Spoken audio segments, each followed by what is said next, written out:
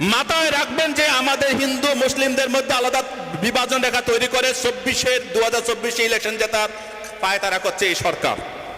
2024 election যখন সামনে সামনে আসছে তখন এইরকম কাণ্ডগুলো ঘটায়। আপনারা খেয়াল করবেন, প্রতিবার ইলেকশন আগে এরকম কাণ্ড ঘটাবে। হিন্দু মুসলিম আলাদা করে হিন্দু ভোটগুলোকে এককাট্টা করার চেষ্টা করবে। তাই আপনারা সবসময় চেষ্টা করবেন। নবীজি কি করতেন? আপনাদের আজকে নবীজির জন্য আমরা গলা ফাটাচ্ছি, সেই নবীজি কিরকম মানুষ ছিলেন? তিনি কি করতেন? তার রাস্তায় যখন কাঁটা ফেলা হতো তিনি কাঁটা বিশেষ সরিয়ে দিতেন। তিনি কারো রাস্তায় কোনোদিন কাঁটা হয়ে দাঁড়াননি। তিনি কি বলেছেন? তিনি বলেছেন যে তোমার প্রতিবেশী তিনি ইহুদি হতে পারে, তিনি কুরাইশ হতে পারে, তিনি নন মুসলিম হতে পারে, কিন্তু তোমার প্রতিবেশী যদি না খেয়ে ঘুমিয়ে থাকে, তুমি যদি খাও সেটা তোমার জায়েজ হবে না। কত বড় কথা যে তুমি তোমার প্রতিবেশীকে ভালোবাসো, তোমার প্রতিবেশীর প্রতি তুমি সম্মান করো। এই রকম কথাগুলো নবীজির মুখ থেকে বেরিয়েছিল।